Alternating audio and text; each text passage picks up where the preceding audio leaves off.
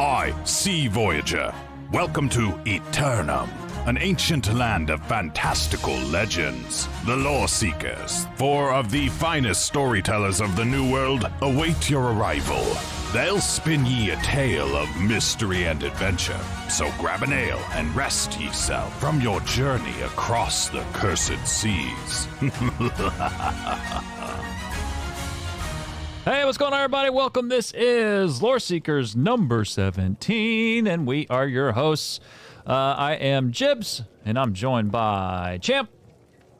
What it do, baby? What it do? And Cash. Heyo. Heyo. Nice to be here. Heyo. Good to see you, gentlemen. This week on the show, we are talking server merges. They have begun. A massive update coming to New World. Actually, it's starting, I believe, next week, aka tomorrow, if you're listening on release day. And we're holding off on our lore breakdown on Adiana for reasons. You'll see why. And then announcement teaser. That's coming. I don't know if I was supposed to read that last part now that I read it out loud, but it was there and I read it, and I regret nothing. Well, let's make them feel the feels on it, because it's a big deal. So Put a question mark on the teleprompter. Jibs. He'll read anything. I'm Ron Burgundy. Yes. Oh man. Gentleman. Busy week, busy times, good things. It's been an incredibly busy week. I think it is definitely a good time to bring up our very, very successful Extra Life stream that we did last week. It was awesome. We raised over $3,000 as a team. And I'm very proud to announce that Extra Life is announced a couple days ago. There's a lot of announcements happening right now. Extra Life announced a couple days ago that over the life of the charity, which is 8 years, maybe it's a little longer, $100 million in donations. Jeez, that is awesome. Yeah. Insane amount of money that they raised. So yeah, I'll don't quote me on the amount of time that they've been, because I know I've done it. I think this was my 8th year, so it's got to be longer than that. I think it was 9 years or 12, 9 or 12, somewhere. Yeah, I'll have to go back and see exactly how long it was, but how long it's been out. But yeah, this was pretty much our 8th year, because I mean we've been together forever doing content in one way or another. So it does feel like forever. It feels like forever. It's weird because I was telling my wife last night, I took her out, went to Champ knows about Texas Roadhouse. Yeah. Yeah, that's a Midwest thing right there, okay? And anyway, we're sitting there talking. I'm like, you know what's crazy? I remember when I started doing podcasting in 2012, and then it's like I started because I was motivated by the people I heard.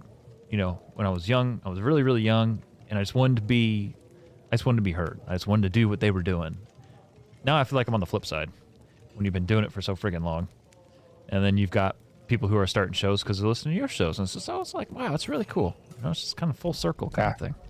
That was very, very overwhelming. First time I think I heard that somebody started a show because they liked our show. Right. Pretty awesome, guys. I mean, if you think about it, I mean, I started doing this type of thing because of you, Cash, and, you know, Old Republic dads, you know, Old Republic radio. You know, when I first heard you guys, that made me want to be a part of that. And so that's how I got started. So you're the reason why I got started. So there's another feather for your cap, sir. He needs That's pretty cool. What? He's pretty bald. He needs to cover that up. Oh, you're saying because I'm bald. I'm like, wait, what? Yeah. You're bald too, dude. I know. You can't throw I'm shade on missing another a bald-headed shave today. guy. I forgot to shave my head today. It's kind of got a little 5 o'clock head See shadow that? going on there. Yeah, that little head thing going on See there. that? Yeah, it's a little off. You see the grays too? This is fresh, incredibly aerodynamic. Oh, okay. Well, God bless your razor. Well, gentlemen, what's been going on in game this week? What you been doing?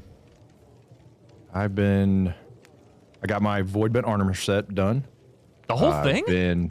Yeah. Oh my gosh. Got the whole thing done. We've actually, in the community, gotten, I want to say 6-7 sets of it so far. That's now great. We're a little bit behind the curve, but I mean, we are doing some craziness. No, what's crazy is Wally. Wally got his done in less than 24 hours. How is that From possible? start a lot of help from other people, but that's what the community is. I mean, I had stuff for the Voidbent armor. Spin had stuff. Viking had stuff, and our whole community came together and we're like, okay, hey, we're gonna go to war tomorrow against the Yellow and Windsward.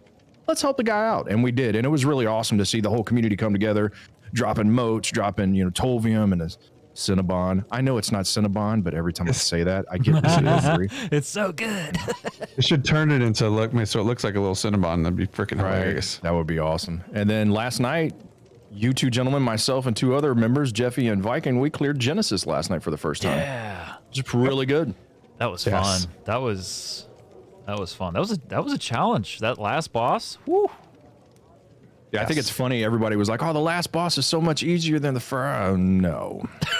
But I will say this: it's just like any dungeon, expedition, trial, whatever. Once you get that rhythm, I think tonight when we go back in, I don't think it's going to be a big deal. I really don't. I'm just being honest. I think we all got our rhythm at that last boss. She's got a lot of animations, or not animations, but mechanics. It was a very good experience. I loved it. I cannot wait to get back in there. I wanted to go again last night. You guys are like, no, and I'm like, let's go back right now. Yeah, I wish I could have. I literally couldn't have gone back last night just because I had other things going on. So I ended up, logging out and hanging out with the wife for a little bit. But I equated it to you have a lot of hard mode dungeons out there in different games. I equated that one to like a blind run through a veteran dungeon in Elder Scrolls Online, which we had played for we played that for a long time. And I kind of equated it to that. The challenge was there. It was definitely hard. The mechanics are unforgiving if you miss them. Like, you have to have a very close to perfect run to get through there unscathed. Right. It's very, very difficult otherwise. And we're obviously all 60. We're all in decent gear. There was, a few people in Voidbent in there. So to have that challenge is something that we have been looking for a long, long time. And I openly welcome the challenge that we're facing. And they haven't even mutated any of these expeditions yet. That shit's gonna get real. I can't wait for that. And I hope that there is some stuff that's just ridiculous, and behind that ridiculous is an award that allows that player and the rest of their team to stand out. Like recognize, really truly recognize achievement. I always felt like Warcraft did a good job with that from an achievement standpoint back in the day when I was playing it, and I would love to see that here because. Yeah, you are right. That dungeon or that expedition is so unforgiving, especially when you're going in blind. And it was really, really, really, really fun. So, yeah. And then the pre-planning, right? And then the getting ready for the dungeon. I have 3 Angry Earth trophies. In my houses, I had the Angry Earth. Weapon coating. I had we had the tinctures for the blight. Yeah. And you needed all that stuff. You needed the food. You needed to max out, your ability to get the most damage possible. And we also learned a very valuable lesson. That is, sometimes you can't DPS and you got to move. Sometimes you just got to stop DPS and deal with the mechanics. And I think that's something that gets a lot of people in this game is they're like, oh, it's so hard. It's not hard. You just can't continuously DPS. Sometimes you got to be on the defensive. Sometimes you can't always be on the offensive, right? And I think this game has a very quick way to teach you that in a response to what you do, because they'll dodge your cooldowns and then you're just auto attacking and they're bouncing around you and chopping you in half when you should be blocking or you should be dodging, right? So I think the game has a very good way of some of the enemies making you feel like you're fighting a person. Oh yeah. You said a couple things there that really piqued my interest, Champ, and one of them is last night you really said something. You said, hey, everybody just take a deep breath and slow down. Mm-hmm. Just slow down. Like we know how to do this. We can't just all dive in and think that we're going to DPS this thing down. This is not a sprint. It's a marathon. And once you said that, like, I don't know if it was just the timing of you saying that or everybody really taking it to heart, because I was like, you know what, he's right. You slow down and you just do the mechanics, pay attention to them, watch where your footing is, and concentrate on what you're doing, and everything worked out fine.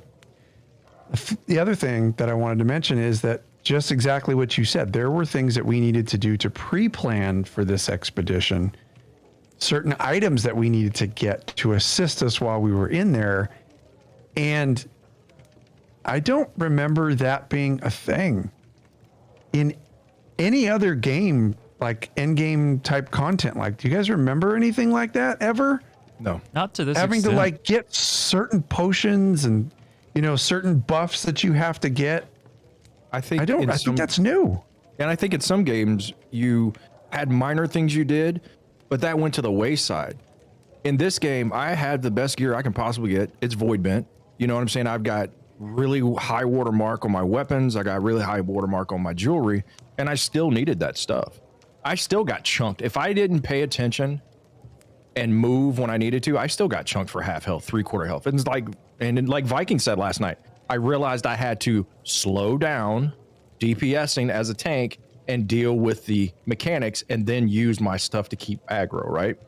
So again, it's just like when you go into PvP. The first war I went into, I felt like it was going 150 miles an hour and I was standing still. The last war we went into, I was running right alongside with everybody. You know what I mean? And when you allow yourself to relax, you get those repetitions in, then you start to, the game starts to slow down. In any, you know, profession, it's the same way, right? Like with your profession, when you first started in your profession, everything seemed like it was probably going 100 miles an hour. Right. When I was in the Army, it was like, oh my God, I'm never going to keep up. You know, but then as you start to get better and better at it, you start to get more and more experience. You get those repetitions under you. It just starts to get slower and slower. And I think that's what it comes down to. Right. I don't recall ever having a dungeon like that you have to prepare for, like the way we had to prepare for Genesis. And even today, as I was logging in, I'm like, okay, I'm going to go in with I think it was a ruby gem, which has the fire damage on it, specifically for the Angry Earth. Got to make sure I have my coatings. Okay, I have those. All right, ready to rock and roll. I feel like I could still even improve. And the thing that I felt was so unique about these dungeons, Cash, I don't even think I've told you any of this.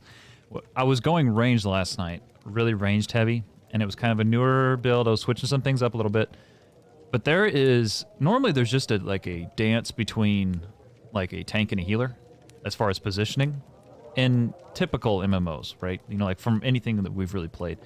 Whereas I feel like with this game, it's also a dance from your positioning as a DPS, because you have to find a way to still be effective, to do your rotations while putting yourself in the best possible location for your healer, which admittedly I know I struggled a little bit with last night.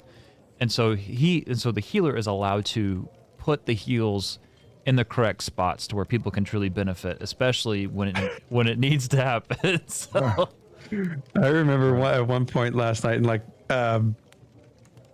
for a healer in this game, like some of your heals are they're targeted. Like there's some that you can just like toss in a general direction, and then there's others that are incredibly targeted, and one of those being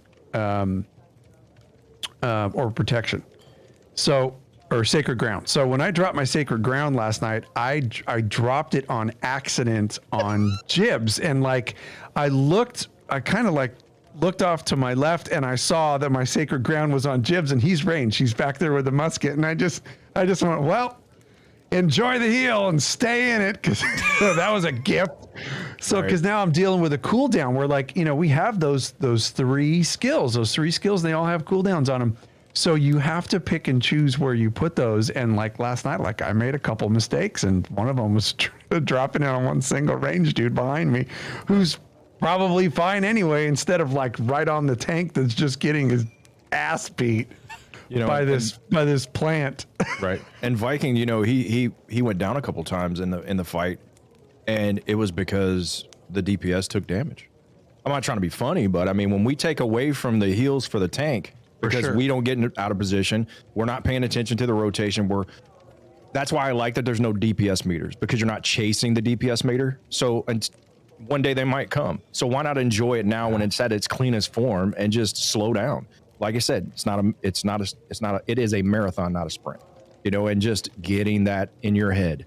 You're not going to beat this thing in 5 seconds. So just stay with it. And I think we get that. You go into these low areas to get mats, you're killing things in mass, and then you go up to Murkgard and you get that butt reminded that you are not the big boy on the island. And it's fun to do that, I think. Oh yeah. I love that. I love the it. fact I'm constantly feeling like the island wants to challenge me, that it constantly wants me dead. That's how I felt when I played Ark Survival Evolved, and it's the same feeling here. Like it always wants you to die, and it has a great way of reminding you of that. But anyway, well, hey, guess what I picked up today? I actually went to it was a neighbor's house in Aeternum, and they gave me a piece of mail, so we have some mail. Sounds like a bill.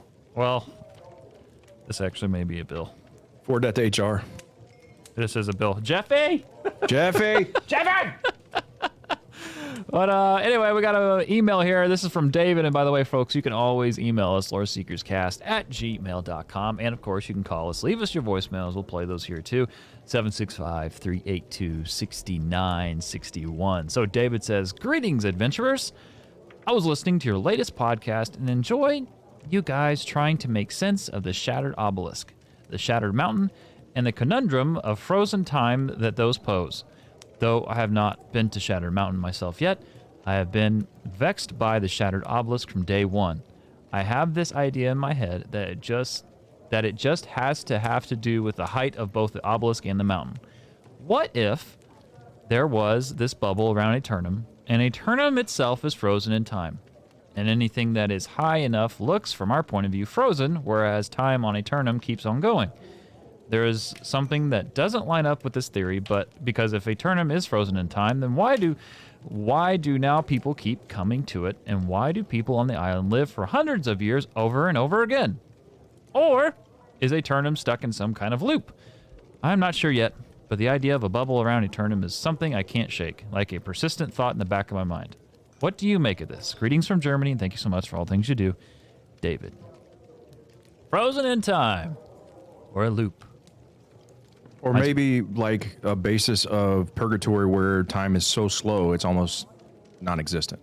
I mean, you know what I mean? And maybe I get where he's going, and it does give weight to that thought process, because people have kind of said maybe this is like purgatory, where you can continue, or a kick to Valhalla, right? I mean, you go to a place where you just compete in combat, and every day is combat, and then you just come back to the pub, get drunk, have some fist fights in the pubs with your homies, and go back out the next day and do your thing. I mean, it does have kind of that esque feel to it, so I can get down with that. Right. It's Aeternum being in a bubble. I think it's a very interesting theory for sure. I think in some ways it kind of is. You kind of take a little look-see at like the storm wall. The storm wall is keeping everything. Well, first of all, it sucks things in, which is, like the ships. Yeah. Once the ships get sucked into the storm wall, it's like a tractor beam in Star Wars. They get sucked in, and then that storm wall doesn't allow you to go out. So in a way, it is kind of a bubble. The whole thing with the obelisk and the shattered mountain, and the way that they're just kind of stuck in stasis. And I remember the first time I saw that too. Like I was like, dude, that's really cool. And I looked up and I expected those things to be moving, but they're not. Like they are like burp, like they're freaking like frozen in a bubble. So yeah, it does make sense that could happen, and to have actually time being frozen as well. That one does make a lot of sense, because there are humans upon this island that have been here for centuries, like way past the normal time scale that a human should be alive. And one of them is Adiana.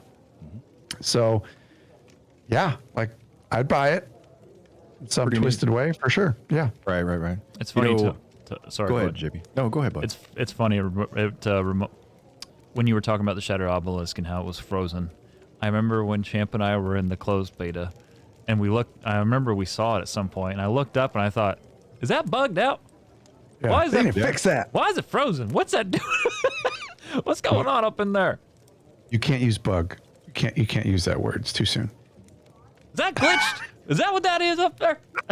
Is that meant to be? Is that supposed to be like that? Anyway. Did they put that in the patch notes or something?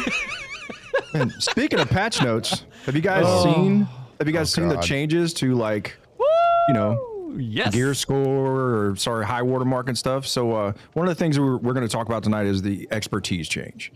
And I'm going to read a short blurb here. A dev blog in-game update number 2 by Zen Ramu 650. Quote, based on feedback on the high watermark system and AGS's desire to have a compelling, diverse in-game, they've made some major in-game updates in this release. For more details on our vision and future changes coming, please see our Dev Corner article. And that's how we started it off. And then so to not give you the full verbatim, but in December's update, expertise is going to govern the high watermark instead of it being a high watermark, right? Because honestly, I didn't really like that name because it was like weird. Like, what do you mean watermark? I don't want water on my gear. Is it like a stamp on the shoulder? It looks like a mark or something, Like I just don't know. I was confused. I spent a lot of time trying to stay dry, and they just want to put this watermark all over me. Damn. Stay out of Morningdale because it's raining up in there, and I love that place. But we're not going to get on that because I'll talk about it for 15 minutes. So basically, what they're doing is they're renaming the high watermark to expertise, and now the expertise values will show on your UI. So when you look at your piece of gear, you'll actually see what your watermark is, so you kind of have a feedback as to where you're at and know when you get a drop whether or not it's increasing, because that's one of the confusing things of it is you just never know. You have to basically keep a mental note of it, of what your highest gear drop has been over the course of the last few weeks. And when you look at that on an average, expertise value is also shown as an average gear score on the paper doll, which is the little thing that they're calling the icon it'll show. I hate that word too. Paper doll, I don't get that either. It took me a minute to realize what they were talking about. I thought, what's a paper? It's your character sheet. Now, the one thing I do like is that the players will get a level up banner whenever they increase their expertise on a piece of equipment. That gives you that feedback, that immediate, hey, you just got a point in your expertise. I really like that. Yes. It's super important, and it takes away the guesswork. So first thing we're talking about on the patch notes is something that people have been complaining about with legitimacy, and here we are fixing it. So not too bad of a deal. There will also be the item squash, which is coming in 2020 or 2022, and the expertise will also govern your effective gear. So the original idea was if your Warhammer expertise is 520 and you equip a 550 score Warhammer, the weapon's effective gear score would actually lower to 520. That met a lot of problems, right? And there was a lot of confusion. I have Voidbent armor. Did that mean my Voidbent armor would go down to 519s, whatever your watermark is, right? Ouch. And so, yes, and because that's the way it kind of came out, it was a pretty big sticking point for me as well, because that's a lot of work to build some armor and then get that taken away from you at no fault of your own. Now, in the recent form update, they said that they were changing that. So what they're going to do is any crafted item is going to stay whatever the level is, right? So if you got a 590 crafted piece, it's going to stay 590. Any item you earn from a quest is going to maintain whatever that is. So there are some quests, like for instance, they call them the legendary quests. The weapons, I believe they're 585 that you do that long quest up in Mirkgard and all that. That's going to stay at a 585. It's not going to come down and say if you have a 517 or if you get to that point later down the road and then you feel like you're getting kind of pulled down. And then any item you purchase on the faction shop. That's very important too, because now you're spending not only gold, but your syndicate. I said syndicate because I'm syndicate. Don't get mad at me. Points. And you're buying this gear, and that would have been kind of a bad thing too. So they changed that as well. Now, when these changes are implemented, the gear score scaling will only apply to the items sold or traded after the patch. So if you pick up a 570 piece of gear and you put it on the auction house, you go to buy that. When you buy it, be aware that it's going to go to wherever your watermark is. And luckily for you, they changed your UI so you can see that. So don't get discouraged because you can grow into it, right? So if it's a good piece, it's itemized for you, it's perfect stats, but it's just lower than what you want, might be still a good pickup, and it'll give you the ability to want to grow into it. I think that's a really good point that you bring up, that you're going to be able to grow into those things, because it doesn't mean just because your gear score goes back down to a 520, it doesn't mean that as your expertise level goes up, you're going to be able to build that weapon back up to where it should have been, or where it was before all these changes were made. It's like checking it. It's like chasing that carrot, right? You're just dangling it. Yeah, and from a visual standpoint alone, like as gamers, like we never stop enjoying achievement. We never stop that like for instance, last night when we cleared Genesis, that initial yell and scream we all did, it's just like that moment, right? Same goes with this. I know it sounds maybe small, but just the idea of having banners pop up, knowing you when you've increased something, that's still achievement. That's still, showing and making you feel as though even post 60, you are still moving forward, which is really, really cool. So I'm really, really, really glad they did that. And I'm really glad that they made the change with the crafting. So, like that crafters are not held up by their own expertise levels. They can. It would have killed crafting. Yeah, that I mean, and that was beforehand. That was not going to be the case, and so now that tells me they listened. Champ, you and I had that conversation the other night. They listened. And when you get in those positions where you don't realize that they're trying to fix it, but it takes time to fix it, right? And having that patience, having that long game vision to understand that these things that you're asking for, these changes that you want, they take time, they take developmental time, they take testing time, and just giving them that opportunity to get that done. One of the things I also wanted to touch on was, when these changes are implemented, your gear score scaling will only apply to the items sold and traded, like I said before, and any items that you get prior to that will not be affected. So prior to that, anything that you have right now will not go down based off your watermark. But the small addition of the numbers on the UI is huge. Oh gosh, because it takes away, one of the things gamers don't like is that unsurety, right? That not understanding something, that not believing in the system that is given to them, and this takes that away. You can see it. You can literally figure out what you need and get excited about. Like you said, the achievements. K-Champ's never played, this is our first game. When she hit 200 in jewel crafting the other day, she threw her hands up in the air and she looked at me and she went, 200! And it was awesome. Because we did the same thing last night in Genesis. As soon as we killed, we said a lot of things that I won't repeat because some of them were bad. But it was after dark. It was after hours. Okay, nobody was drinking because we couldn't. Jesus. But anyway, it was a good time. But AGS noted too that one of the things that they quoted was, when we thought about it more, reducing the power for existing players is just unacceptable and something we will not do. We initially thought it being only temporary and given a new path to gain back the power with Gypsum would be acceptable, but it is now clear we were wrong. How many times you ever heard developers say we were wrong? I'm just being honest, guys. Yeah. Yep, not enough. Not enough, right?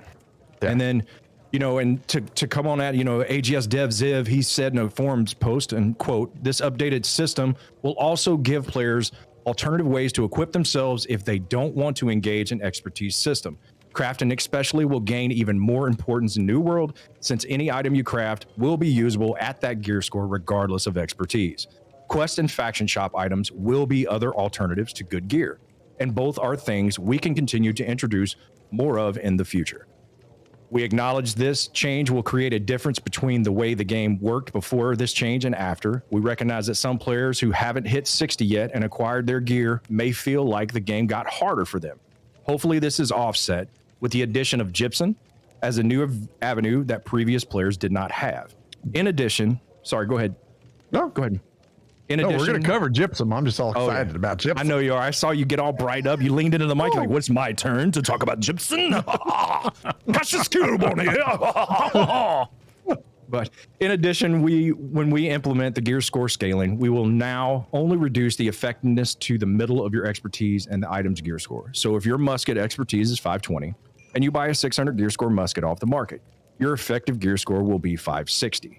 This combined with the getting to use all the perks should create good value in the marketplace for future users. That's good.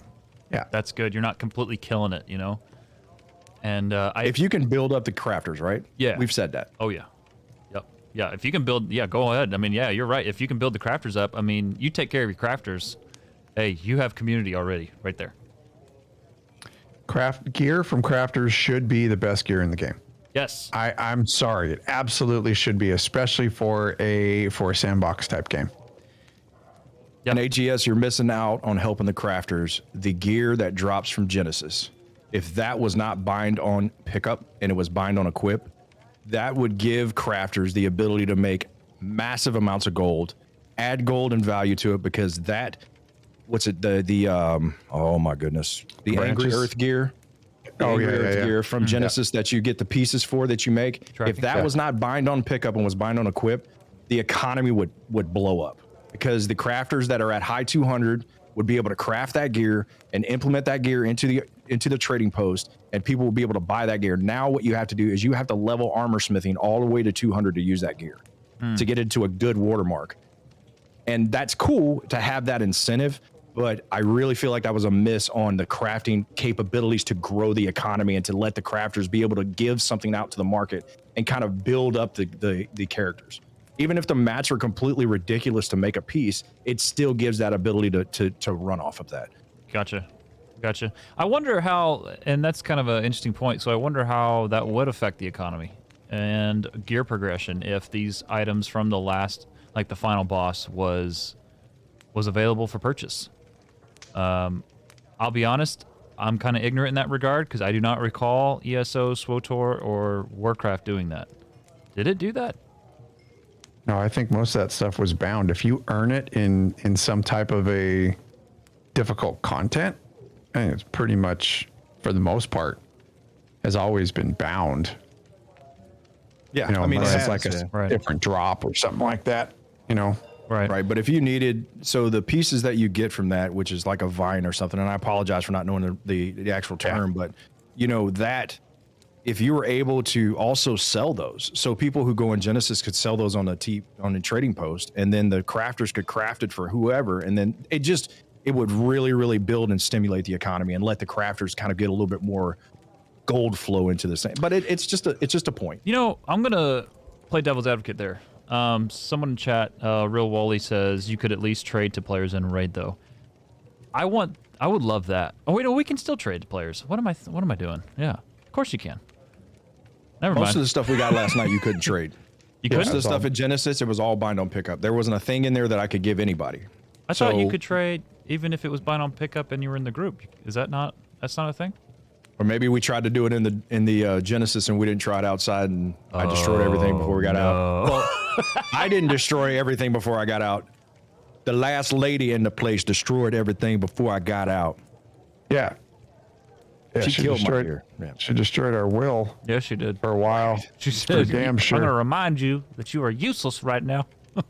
Yeah, so I'm gonna throw this out there. I know we talked about that ad nauseum, but that end fight, it looked amazing. Oh, it gosh. freaking just looked amazing. I Yeah. don't mean to like segue us into something else, but I don't think we've quite mentioned that. That place is badass, and I know this is like super simple, like low hanging fruit, but oh my god, was that a gorgeous freaking last boss and super fun to watch. Yeah, it really was. And watching the animations and everything go down, it's all of it was awesome. And I know, again, you talked about difficulty earlier, but I'm going to bring it back up. Years and years and years and years and years, we have wanted that. We have wanted those moments, and that's just on regular. You know, those moments that you can feel challenged, that you feel like, I don't feel safe anymore. Oh yeah. And, you know, overcoming those moments, it's hard. It truly is hard to pass, hard to beat those feelings. And I love that New World has kind of brought that portion of old school MMOs back. Yeah, and I think agreed. Sorry, Sonny made a good point, and going off of what Wally said, while at ESO and WoW, you could trade BOP items amongst the people in your group, which would be helpful because then you help gear out your buddies. But then Sonny made a great point. I can't recall a game where the craftable items were better than the in-game drops, and that set is supposed to be almost the pinnacle set right now. So, and the fact that it's crafted, yes, you have to craft it yourself. Yes, you have to grind out armor smithing, and let me tell you, that's a bear, but it's a good time. Yeah, I would like that. Yeah, I would like that. Honestly, to continue to be a thing in the game. What I would like to see, and maybe it's already there, and I'm not an in-game crafter right now, so I don't know.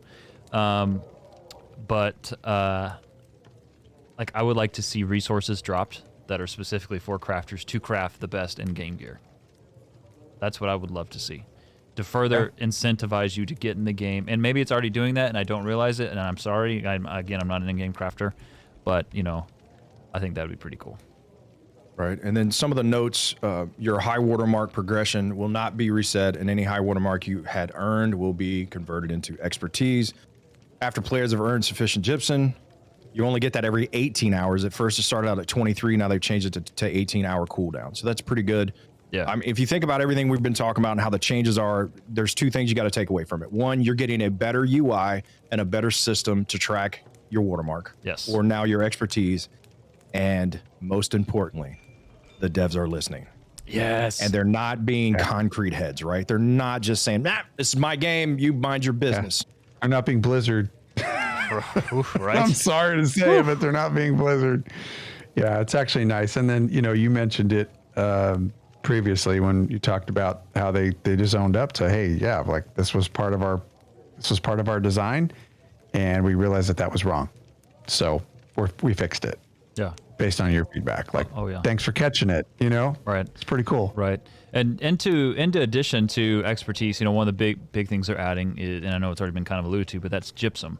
Now, for those of you who don't know, this is the second major improvement AGS has made by adding a way for players to control their gear progression. And so they have brought this as kind of a result of that. Okay. So here's some like, what was that? Was that a? Were you gonna? Do you want to jump in there? It's like you. No, it was my mouth twerked. You remind me of someone at the stoplight that hits the gas and the brake immediately because they realize it's not a green light. No, it reminds me of the person that comes to a four-way stop and goes, "You go," and then they go in front of you. Oh man! So here's some bullet points of what gypsum actually is, folks. Gypsum is a new resource that is found by doing a variety of activities. Gypsum can be crafted into gypsum orbs, which can then be turned into special caches called gypsum casts. All right, now follow. All caches are special caches. Oh, you especially. All right, so this is. Follow me here. I'm going to try to go slow on this part. It can get a little wordy. Gypsum casts are gear type specific, and when opened, guarantee an expertise bump for that type of gear, as well as an item of that type. So, if you really want to increase your bow expertise, you can craft gypsum bow casts, okay? Now, to facilitate crafting these new items, AGS has introduced a kiln station in all in-game zones, that allows players to craft gypsum orbs from the various types of gypsum. What's funny is it's not even like written that way. I just can't read. All right, so opening a gypsum cast will guarantee an expertise bump and reward players with the gear of the cast type. So there was 7 different ways that you can obtain gypsum. They've added an 8th in the recent forum posts since we've put this together. But I'm going to list the 7, then we'll discuss the 8th. Okay, so Obsidian Gypsum. Defeating level 60 plus open world named bosses, typically found in elite landmarks. Okay, so overland stuff. And that brings back memories cache. And real quick, they added these water and to Evan scale. They're changing those to a higher level to add the ability to have more places for you to do this. So they're putting kilns there. Good. And just so everybody knows too, the kilns, like it's no different from any other crafting station. It's basically a crafting station that allows you to use these gypsum that you get, these orbs that you get, to upgrade your watermark. Bear with us. I know it gets a little bit confusing, but before you know it, we're all going to be playing this, and it'll be like second nature. Butter. There you go. Butter. Next, you have Sapphire Gypsums. You get these from defeating the final bosses of the Lazarus Instrumentality and Garden of Genesis. Man, we just missed that one. Ruby Gypsum, found in Outpost Rush caches. Emerald Gypsum, this is found in Trade Skill Aptitude reward containers, which we're going to be talking about. Citrine Gypsum, this is found in Arena caches. Amethyst, found in Breach caches. And then they have Topaz Gypsum. This is found on hostile creatures level 55 plus, but only after consuming a special attunement potion that can be crafted at a tier 5 camp. You craft the potion, drink it, and then you start defeating level 55 plus creatures anywhere in the world. Okay? Now this potion can only be crafted once per daily. This was once a week. This was gated at once a week. And again, this is they've been very fluid with these changes. It's now once a day. So the gate is off there. So that's cool. And then finally, I believe the 8th one, I don't have the post up in front of me, but I believe the 8th gypsum you get from completing events in the world. So like the upcoming event that we have, which I know we're going to be discussing here soon, I believe that is the 8th piece of gypsum. Yeah, I'm actively looking for what the 8th was, but I just remember when we were doing our research for this that they said that they had added an 8th, which effectively means that you can get up to 8 bumps per day on your expertise. Now, not all for, and we're going to talk about this too, not all for the same piece of gear, but you can effectively get 8 bumps in different types of gear. I believe you can I got a question. craft up to 7 casts a day. They changed it to 8 now. Oh, Yeah, they that changed makes it. sense. Yeah, and let me ask you a question, Cash. For instance, why do you think they limit the amount of gypsum players can get in a single day? Why do they limit that? Well, that way you can't just continually bump. I mean, there has to be some kind of a barrier to you just going hog wild on this and freaking upping your watermark in 2 days. Right. So they, and that's the main reason that they limit you. So it incentivizes players to try out all the different content to try to get, because since it's all different content, people that might not have done Outpost Rush are going to go in Outpost Rush to get that gypsum. If you're not one that likes to go out and kill things like this guy, by the way, I got my Aeternum Legend title for killing 45,000 things. Wow. Nice. Way to go, Neckbeard. Stuff. I'm not. Oh boy, he's gonna kill you. Got them both. The other thing too, though, is that it not only does that, but the different types of orbs that you can get, gypsum orbs that you can get for the different events, it also lets you specialize in doing the ones that you like. If you hate PvP, you may never do the Outpost Rush one, but the incentive is still there to do it. So I love what you said about how it spreads you out to trying all aspects of the game and gets people kind of moved into doing all kinds of different things. And like one of the things that I think it's definitely going to do, and we're going to talk about some more stuff on expeditions, but with this next patch, you are going to want to be doing more expeditions. Oh yeah. And because like a lot of people haven't been doing them other than just for their main story quest or to get through it once just to see it. And that's it. This is going to incentivize people to get back into those things. What's nice about it too is they're lowering the cost. Right now, people aren't doing it because it costs so much to do it. It is a grind. I mean, you literally have to have stone cutting at the high level. You have to get all the mats, and it's pretty expensive. And AGS is changing that as well, which further shows that they're trying to make it a little bit more accessible. Can I ask you one other question about the casting, because I'm still kind of weird about it. So, 1 cast each day. Does this mean that you can only craft 1 cast a day regardless of the type of cast? Okay, so what it basically means is that you can craft 1 of each type of weapon per day. So, or 1 of each type of piece of armor per day. So let's take bow, for example.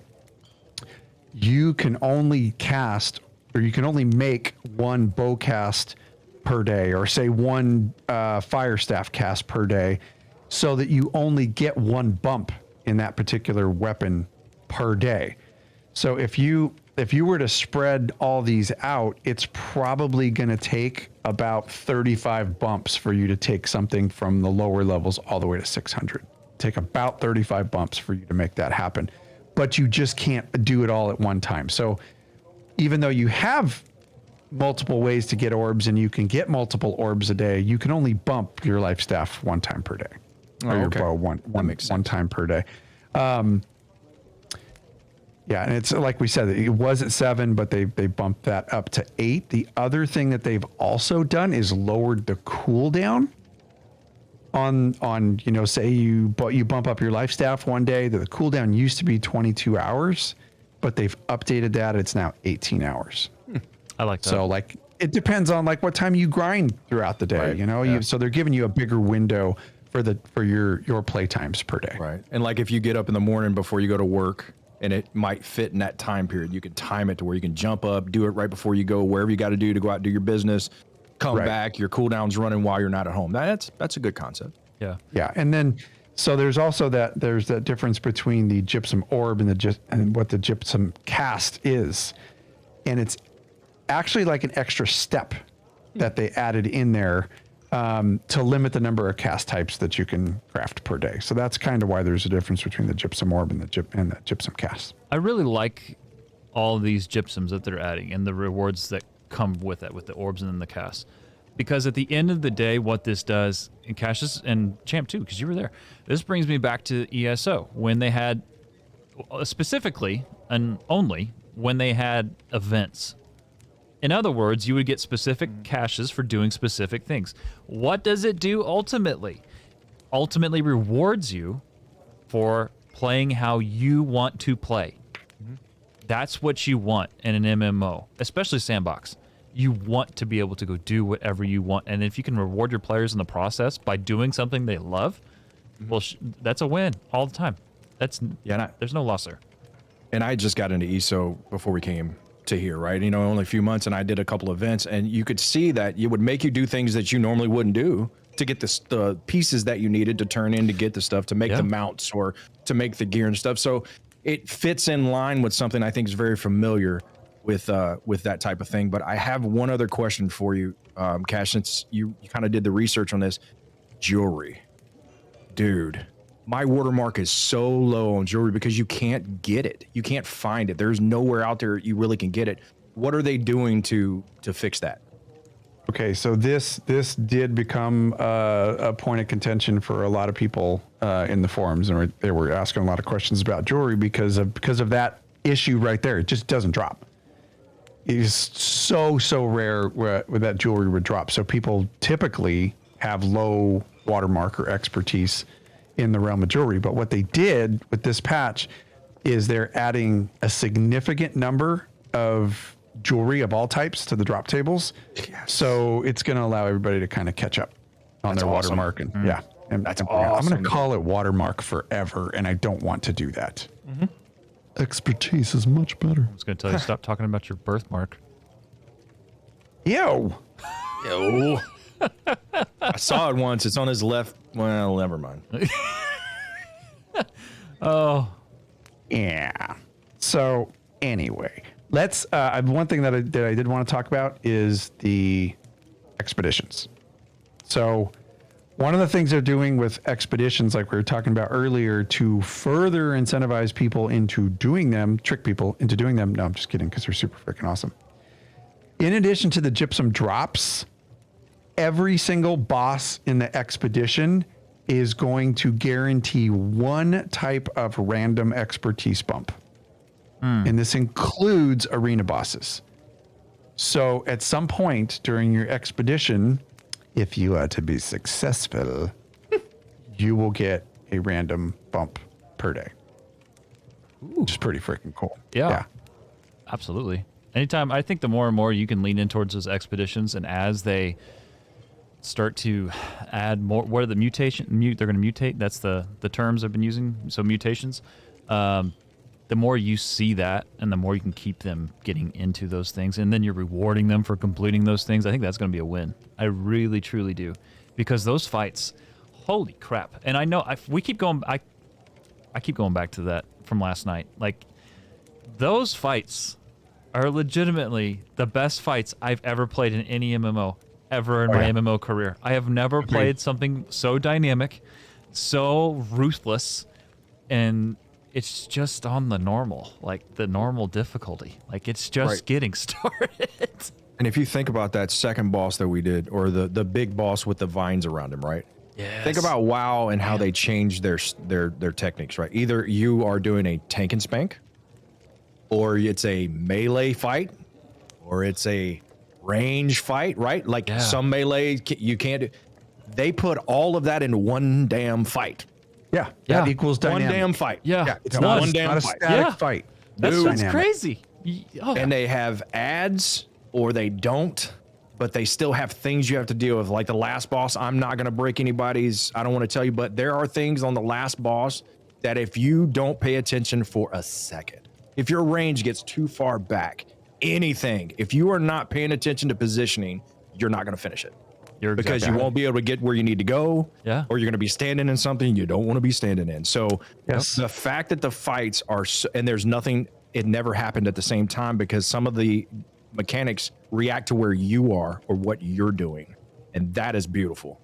Yeah. Oh yeah, absolutely. It's ruthless. It's ruthless fun is what it is. I cannot wait to get back in there, dude. I'm ready. Like I am jonesing to get back in ready. there. Let's wrap it up. Come on, let's wrap it up. We're going in. Oh, I hate to tell you, we got a lot more to freaking cover. Damn it. I feel like we're a QVC infomercial. But wait, if you order in the next 8 minutes, there's more. For only $19.95, we'll give you Tony's. Cash would be the guy on those YouTube videos. You ever seen those with the fails where the guy falls off the ladder mid QVC while they're live? That'd be Cash. 100%. No, I'm the guy. I'm the guy that's standing there going, "I'm so excited!" Yep, I'll kill you. I'll make it look like a bloody accident. God. Oh man. All right. So yes, we converge, friends. We converge upon the Winter Convergence holiday event that is also going to be blessing our screens here very soon and our lives. I love Christmas. Oh my gosh. And I love the way that they did Christmas too, which is, we're going to talk about it. And I love, okay. December, getting excited. December 14th through the 11th of January. This is going to be running, friends, all the way into 2022. Here's the premise of the Winter Convergence holiday event. It is upon Aeternum, marked by the appearance of increased snowfall and northern lights. Yes, they added the Aurora Borealis.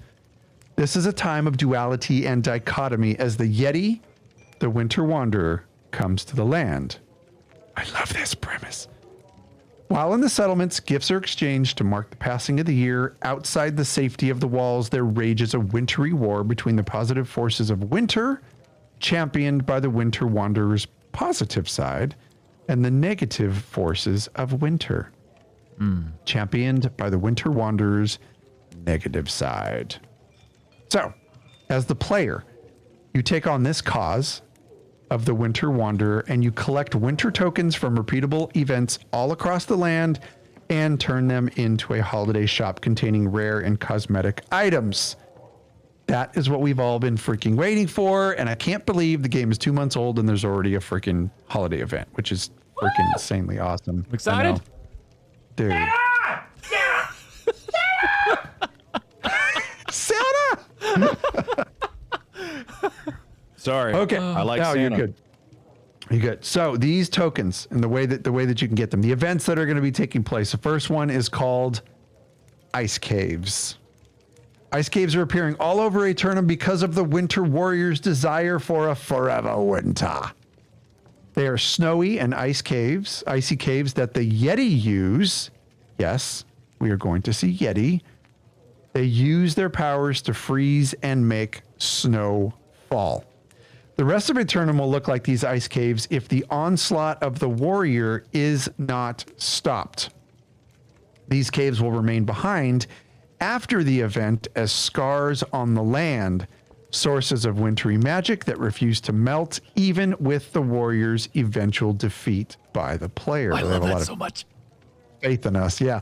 So, guys, there's going to be remnants of these ice caves that are left behind after the event. Now, my personal thought is that they are going to use them for future events. Yes. Yes. Yes. This is awesome. No. Events that are shaping the world. Oh. Yes. And which immediately brings you back to memories of you doing those things, and it's not just here for 2 weeks and gone. It's there. Yes. It's right there. That's the point. That's the point. In an ever-changing world. Today in Aeternum. Sorry. One of the things that I love about this is because the snow is going to be in different spots now. I go to Great Cleave just to walk around. You know what I mean? And they're going to bring that winter feel to the entire. That is wonderful. Here's the question. Does that mean they're going to start doing that for spring summer, for fall. Yeah. Look at all these holiday moments or events or things that can, the sky's the limit. And because we have so many different backgrounds, the Romans, the conquistadors, how many different types of events you can have. You can have an event that has nothing to do with America. St. Patrick's Day. You have to bring the leprechaun to Aeternum. Can I get somebody to walk over into to Cash's studio and punch him in the back of the head real quick? It won't be hard because he can't heal himself. Just real quick. Ouch! You're gonna remember that when we go to Genesis later on, homie. Woo! You better bring some health potions there, Jibbles. That was worth the reaction. Woo! That is a big set of balls on you, bro. After I dropped some motherfucking heels on you last night. You did real good, man. You did real good. Got him. Oh. Wow. Wow, that's it. You know what, dude? I'm putting freaking charcoal in your stocking. Actually, you know what? I'm not. Okay. Because I need my charcoal right now. Yeah, right? Yep. Oh. I'm gonna poop in your stocking. That's fair. I probably deserve that. Anyway, I have more to talk about. All right. Needy. Supposed to be a time of giving and joy. You ruined it. Okay. Oh. So let's talk more about ice caves. Yeah, we already talked about how they're going to stay on the. Okay, let's talk about winter villages because those are next. The Winter Wanderer has set up 4 villages to facilitate the joy and cheer of winter convergence. Visit these villages in Everfall, Monarch's Bluff, Weaver's Fen, and Brightwood to meet the Winter Wanderer and carry out his holiday quests. Now, somebody may or may not have gone on the public test server and peek these out, which is not like me, but I wanted to take a look at them and peek them. And there's a ton of YouTube videos. So if you want to see what it looks like, then go for it. One of the things that I'm incredibly happy about with this holiday system, the Christmas event, right? It's for all intents and purposes a Christmas event. They have not made it look like a typical like red, green, and gold buckles and that kind of stuff Christmas. It's snowy, but there's a lot of like different, almost like psychedelic and pastel-y colors. And I love the look. Right. It is very Aeternum. That's cool. It's not our world. It is this alternate 17th century reality, and they did an excellent job at the color scheme to make it feel familiar yet fantastical and different. Right. And I'm very happy about that. Yeah, it gives a reflection of different cultures during this period of time is what I liked. That's the first thing that I pulled from it. It wasn't overly westernized Christmas, right? There isn't a big jolly Santa Claus there, but you can tell it's a season of giving, a season of peace, a season of caring, right? A season of gifting. And I love the way that anyone from any nation can get in there and understand what that is. And I think to go off of what you said, they captured that. Yeah. I didn't go into the PTR because I hate ruining stuff for myself. I know I got to start. I know. Don't do it, dude. One of us will do it. We'll just ruin it on the show for you. But I can't see it. But I did watch a video and I did see some of the ambiance of it and the color scheme and the setting. And you were right on point. It gives such a nod to the purest part of this season, and that is giving and being with your family and your friends and having a joyous, few days together, eating food, and it gave off that feeling. And for them to be able to put that in game and for you to be able to see that and kind of take that in, it's very well done, in my opinion. Yeah, Absolutely. Yeah. Excited. Absolutely. So there are some activities that surround this. One of those is the Convergent Spirit. Celebrate the spirit of the season by giving a helping hand in decorating your favorite settlement. Now, this is a town project, and I freaking love how they integrated some of this stuff into things that you would normally do every day on Aeternum. It's a town project that allows players to complete special quests to upgrade each settlement's tree of light, which is the Christmas tree for all intents and purposes, and you'll get improved daily rewards when you do so. The next one I thought was really kind of crafty, right? The lost present recovery. This one makes me laugh. So it's explained as this: those dastardly frigid folk are spreading their mischief and stealing presents across Aeternum. Like even Aeternum has freaking porch pirates stealing your Amazon package. Porch pirates, I love it. Oh my God. That's awesome. Anyway, I'm going to be permanently staying in my house in Brightwood. Anybody who tries to take my presents off my porch are going to get blasted. Get off my lawn! Get off my lawn! That's mine. Okay, so located throughout the world are lost presents to be recovered and turned in for winter tokens at the Winter Village holiday huts. So you could be out in the world trying to steal orichalcum nodes from everybody doing your thing, and you're going to run up upon a lost present. It's a node, so yeah, you're going to have to steal it from someone to get there first, because these things are going to pop all over the place, and you're going to have the opportunity to mine them, basically, for all intents and purposes. What's funny is people are going to be flagged, and it's supposed to be a season of giving and joy, and it's going to be a bloodbath. Hey, giving somebody a swing with my great axe is giving still. Yeah, it's giving them peace in one way or another. Eternally. I'm just trying to help them get back. I'm just trying to help them get back to their tent or their settlement as fast as humanly possible to get their presents. Yeah, absolutely. There you go. They'll have peace for a second until they're resurrected back on Aeternum. Oh man. So the next one is Gleamite collecting. Bright, glittering, gleaming Gleamite meteors of a multitude of all colors fall from the night sky during this time of year, as destructive as they are beautiful. These are a new random dynamic event that occurs at night throughout Aeternum. Keep your eyes and ears open as you search for locations where the showers are most prevalent. Exchange the harvested crystals for winter tokens at the Winter Village holiday huts. Happy hunting. This isn't new. I've seen stars fall in this game already. This is so cool. Yes, I've seen it 3 times, and just like that pirate ship, I've seen that twice now. But I've seen that thing. I've seen fallen stars in distances, and then took off running trying to figure it out. But it's pretty tough to kind of guess where it went. But I've seen fallen stars in this game. Maybe I was having a stroke or an aneurysm or something. I don't know, but I know I've seen things fall in a straight line, looking like a fallen star. I know I've seen that. Yeah. I know I've seen it. I know I've seen it. If there is, then that even more makes me more excited about this. It's like Turkalon, dude. I'm sorry.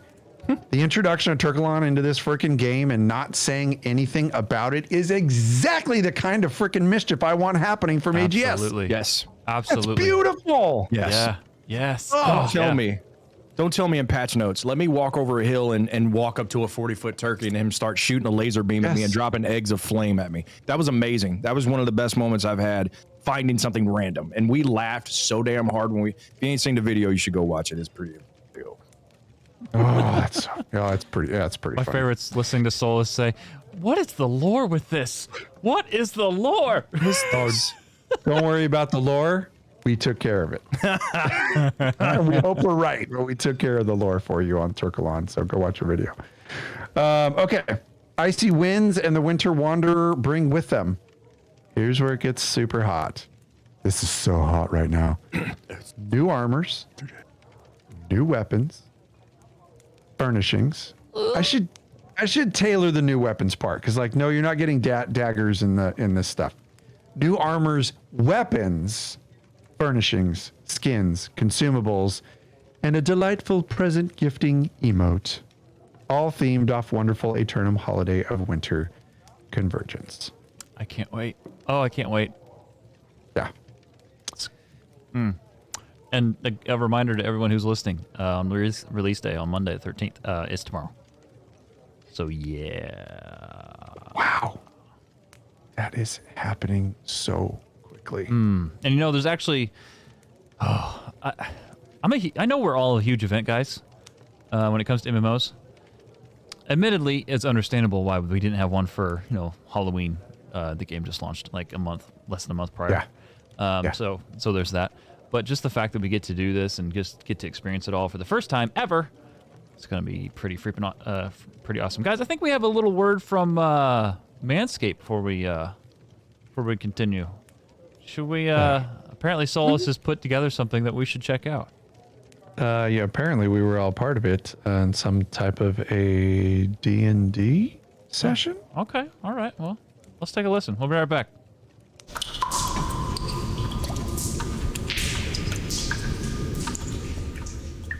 The sound of Flick's lockpick rattles in the door, that of rich oak and mahogany. You hear a sound of the bolt unlocking out of its housing, the door slowly creaking open. Oh no, what the hell is happening? As more and more of the space is revealed, you see the dimly lit room, sweat from the nearby water cutting through the caves, evaporating off the walls, the floor, the ceiling. When suddenly a force unknown to you shoves you into the room, door locking in place, and you behold in front of you a 50-foot giant of a monstrosity, feathers matted and dripping with another's blood. It's Turkalon, the turkey of true chaotic evil. Roll initiative. Let's What get is some. happening right now? Call him out. 14. Okay. 19. Oh, nice. Natural 1. I freaking suck at this game. Alrighty then. Flick, you're up. What do? I pull out my daggers and I throw them at his face. Great. Roll for hit. Dang it. 2. I know that misses. Yeah. So the dagger you throw flies right by Turkalon's head, grazing it ever so slightly, but not damaging it at all.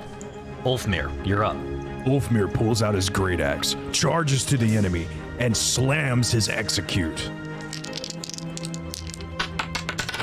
I know an 18 hits. Oh, very nice. Turkalon grimaces in pain as it drops its weaponry, stunned, and loses its turn this round.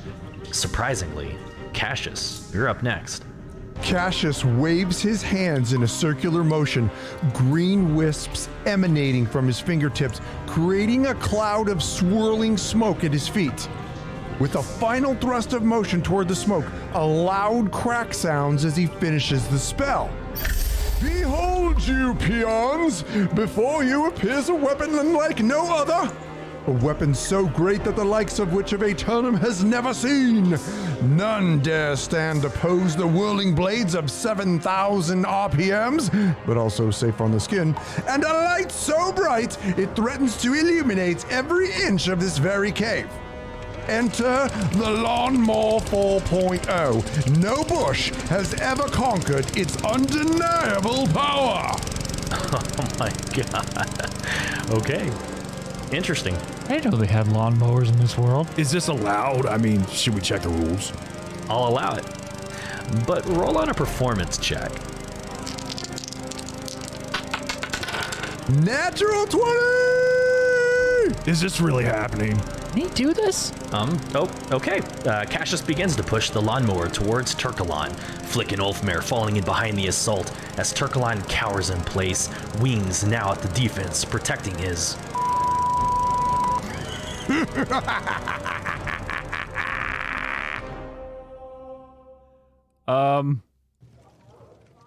Wow.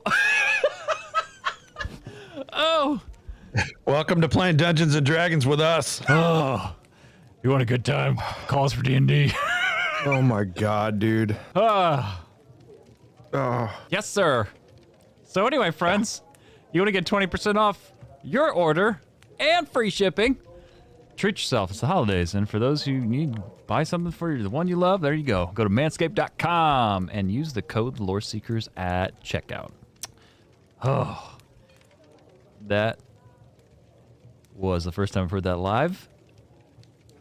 That was awesome.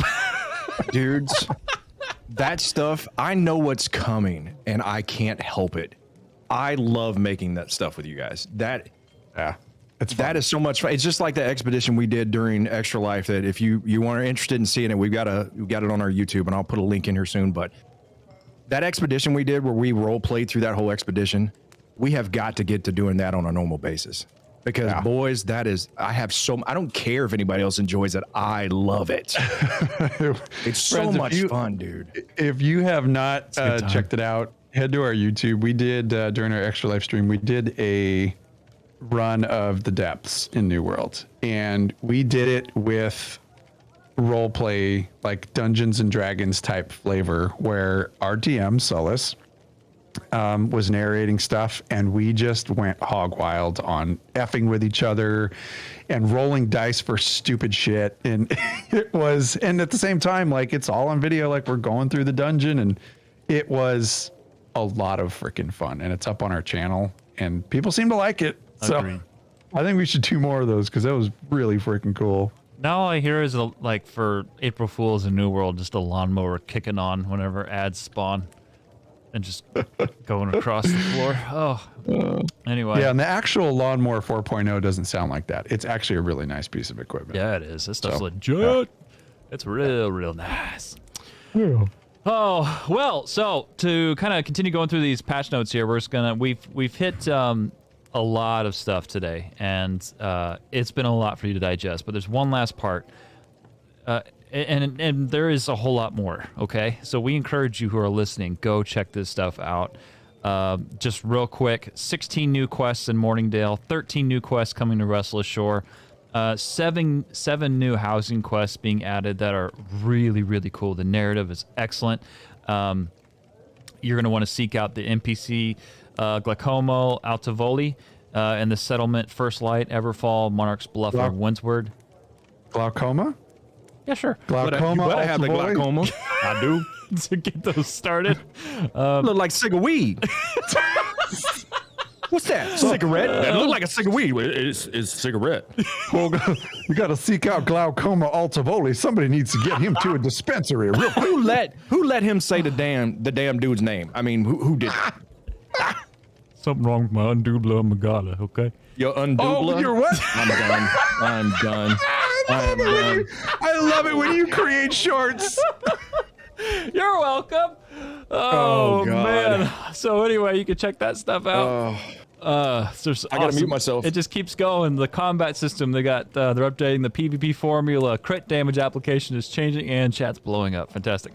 Buffer windows, that's being changed to abilities. Now, we would be remiss if we did not quickly talk about crafting. Crafting in this game is a huge deal. It makes up the backbone, a lot of the backbone of the game from an economy standpoint, from what players are wearing, from what you as a player are experiencing on a day-to-day basis. So, here are some things, some quick tidbits of what they're adding. You have additional perks. Chat. You have additional perks that have been added. For instance, you have the efficiency perk that increases harvesting. It was 3 to 15%. I believe that's changed from 5 to 25% now in forum posts. You've got trade skill aptitude. Now, this is a big deal. Okay, so trade skill aptitude. They want to continue rewarding the efforts you make as a player to craft items for yourself, your friends, or to make a buck on the trading post. So they've introduced this new system. Upon reaching level 200 in a trade skill, the leveling circle will update to show 3 markers equidistant from each other on the circle. Gosh, what do you do with that cringe? My gosh. I'm worried about the pronunciations. It sounds like it's going to break something in your brain. You're concerned about those and not me? All right. Earning trades. In a way, I'm concerned about you. Oh, thanks. You got earning trade skill XP will begin progressing you again, and when you reach one of these markers, you'll be awarded with a container of useful items that are mostly trade skill relevant, such as craft mods, special ingredients, and even schematics and recipes. Let's see, each subsequent marker awards a more spectacular container with more rewards than the day before, or the one before, I'm sorry. Gaining enough XP to go all the way around the circle will increment the aptitude counter by 1. This is the part that's important. This counter will keep counting, so you can keep track of how many times you've wrapped your progression around the top level. Second. Can I add something in super sexy? Yes. That has to go with this. Something that is being added to this that all crafters are absolutely going to love. They are adding a new crafting ingredient called a timeless shard. This timeless shard will guarantee specific stats on weapons and armor. Guarantee, as opposed to just getting lucky. So it's an actual artifact. It will enable the crafter to craft the item with a specific attribute bonus on it while still being able to use a craft mod to guarantee a perk. Yep. That's In awesome. turn, Sexy. building up the crafters as they should. Yes. Yes. Again, Correct. something no other game has done is allowing crafters to build the best gear and be the most effective tool to get said gear. Yep. I love it. Yeah. Yeah. I agree. And I feel like, we have a close friend, Pip, who's been our friend for years, and she's been a heavy crafter for years. And if there's ever a game that really supports crafting, like we've played all collectively together, it's when they start doing stuff like this, it's this right here. 100%. I love what they're doing. They're also introducing equipment patterns as well. Oh, you said that, didn't you? You said that. Did you say that? Did I miss that? Oh, you did. Oh, I did. Okay. They're crafting artifacts that enable you to craft a guaranteed gear score 600 item that has a specific appearance. Okay, these patterns require a significant amount of powerful crafting resources to create, but guarantee a gear score 600 item. That is awesome. Sexy. Yeah, and then the last little tidbits of this, refining. So you can now refine tier 5. Let's see, let you refine 250 of a tier 5 raw ore, wood, fiber, or rawhide into one legendary material. For instance, you can now convert 250 orichalcum ore into one tolvium. It's pretty awesome. This makes me happy. This makes me Yes. really happy. Yeah. Oh, yeah. Or It's going to change it. It's going to change up the. Sorry. is that are you burping? That was an involuntary burp. Oh, okay. Really sorry about So that. just lean right into it. You're good. You got green light.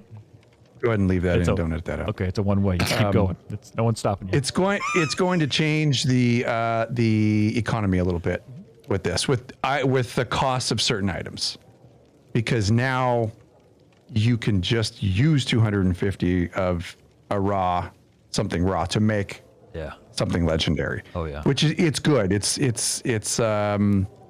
a difficult. I mean, it's going to take a lot. It's going to take a lot of things to make what you want, say for like your void armor, but it's available now. Yeah. It's funny on our server when that came out kind of early. Orichalcum was like a penny a piece. The ore. I may or may not have cleaned out some stockpiles. I'm not gonna lie. You should. Yep. And somebody in our chat was like, "Dude, somebody's already went to the auction house and cleaned it all out." And I was like, "I wonder who the hell that was." Oh, that's good stuff. Oh, so it keeps going. There are some rewards that go alongside with this. Let's see. Cash. There's numbers new knights in the game now. Yeah, that one. This one threw me off a little bit because when I was reading about it, I'm like, wait, excuse me, what? Like, hold the phone. There's new knights in the game that have named items available for lower level players, like around 2025. Seek them out and take their treasures from them. I was like, okay, well, I'm a higher level player and I'm going to go seek these out just to see what the hell they are, because maybe there's lore around them. I don't know. Maybe it's something I've never seen before. Right. Let's go see it. Speaking of something I've never seen before, real quick fun fact, just bouncing around the world, and for the first time, because I've been staying away from them because of lore things and things we're going to be doing in the future, I ran into a Varangian night camp. Yes. It is bad ass. I walked up because I was so much higher level than them, but I walked up and just started like keeping an eye and like scouting things out and reading everything and looking at the way the NPCs are, the enemies. They say different things. They're things that you've never seen before. They fight differently. Dude, I ran up to, this last thing I'll say about it, ran up to a fully armored dude, and he was yelling at me in a foreign language with that echo that comes from the helm being on. Yeah. And I was like, this is the coolest freaking thing ever. So anyway, I'm really excited to see where they take the Varangian Knights, because they are now here on Aeternum, and they're gonna be doing something. we're gonna get it figured out. Anyway, I was super excited about that. They're adding tier 5 amulets, rings, and earring drops that randomly roll stats and gear to all level 60 and Heck above yeah. content. Yes. So that'll be really, really nice to get that in there because let's face it, we needed some jewelry love to come in. I needed my bling, yo. Yeah. I needed some new bling. There were only named trinkets dropping at this tier, so this is going to accelerate trinket expertise as well, which is really cool. Some fishing changes.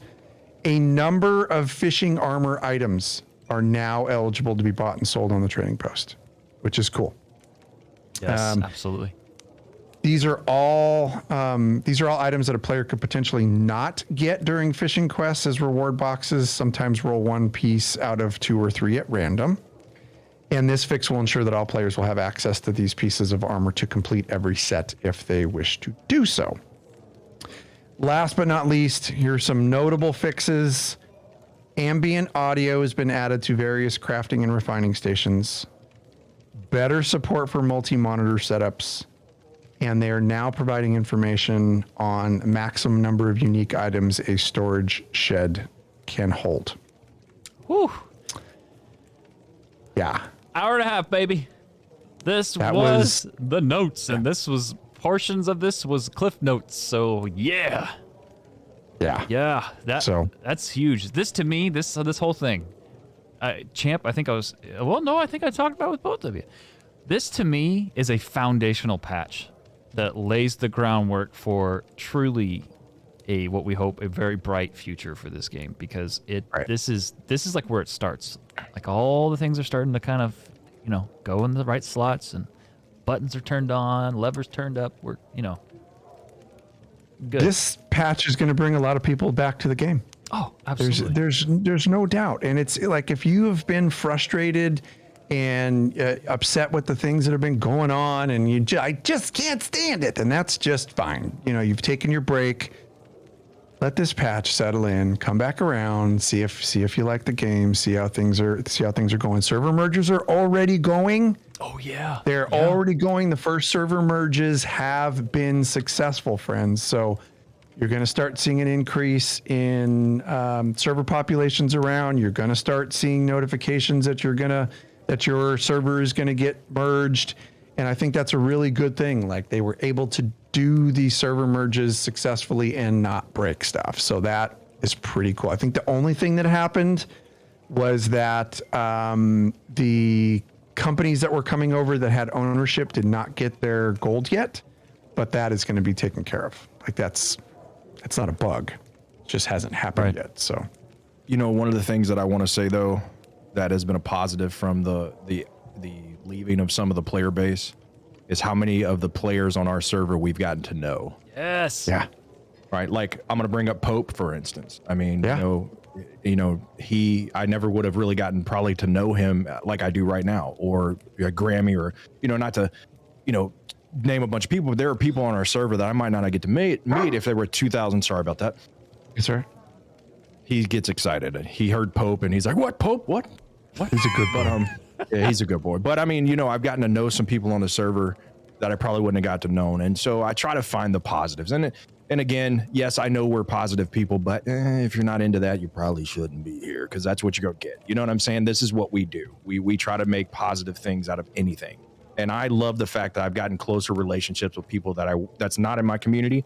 And we're still I think we have 98 actual active members in our community right now. 98 people that are playing right now. We do stuff together. People play at different hours, but we literally have still a full company.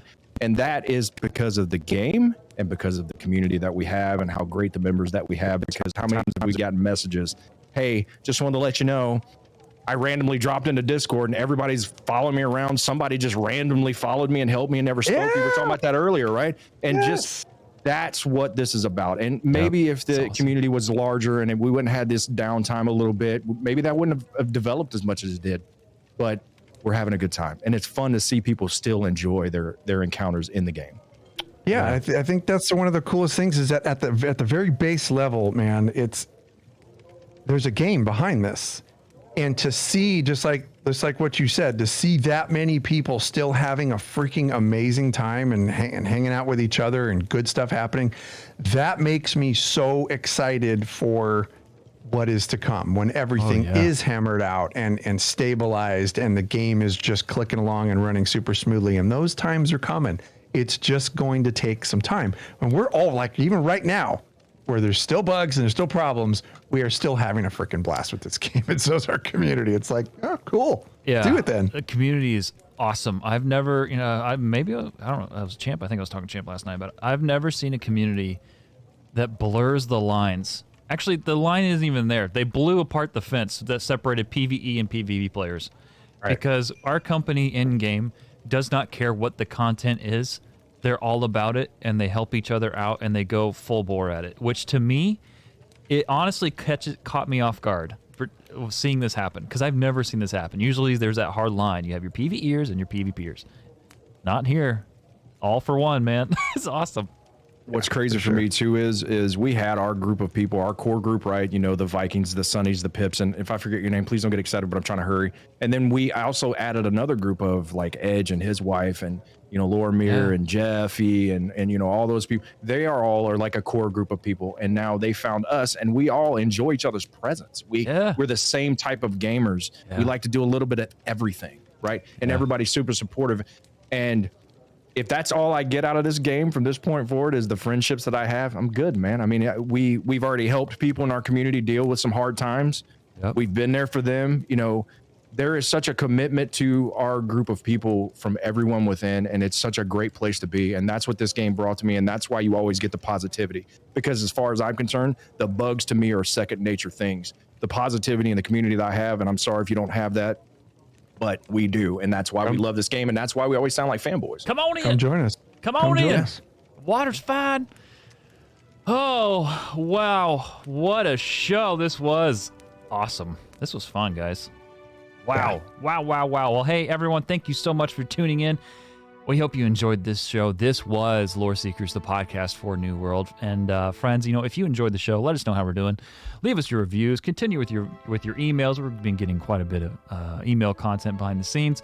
And of course, you can always call us at. I'm about taking Champ's part. Anyway, yeah, it's been a great time. Leave us your reviews. Tell us how we're doing. Cash has his hand up. Before we move to our closing remarks. Yes. We have something to tease, and this, friends, I know this is like all the way at the end of the show, but if you've made it here, then you're going to get this little tidbit of information. There's something that is coming up for the Loreseekers podcast very soon. That is the biggest thing to happen to us in New World, period. If you love the Loreseekers, if you're interested, if you're just hearing this for the first time, I guarantee you what is about to happen very soon and what we will be announcing very soon will be worth your time. So excited. Yeah. So excited. So great success.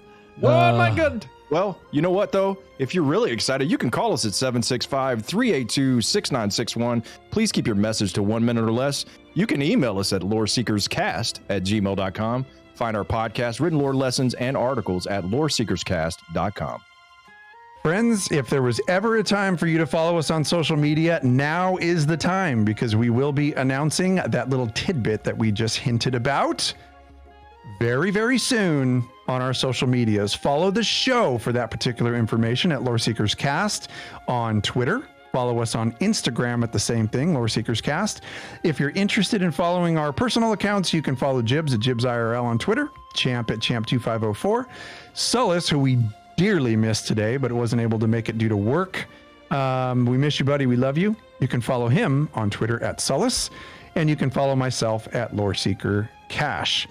Don't forget to follow Sullis's Loreseekers show called To Aeternum, where he presents the company's storyline. He puts some role play flavor in there. He talks community and company management. He recently had Champ on his show, which was his hands down best show, period. Getting both you knuckleheads together to talk about some real life shit. Thank you. It was awesome. And yeah, he talks about New World too. It's kind of a thing. Hey, I will give you a little bit more, Sonny. Don't miss our next show. Oh, friends, the good things are just coming in more ways than one. More ways than one. Thank you again, everyone, for tuning in the show. And, oh, man, next week's going to be a good one. I know, dude. I want to say something so bad. Buckle up. We'll see you.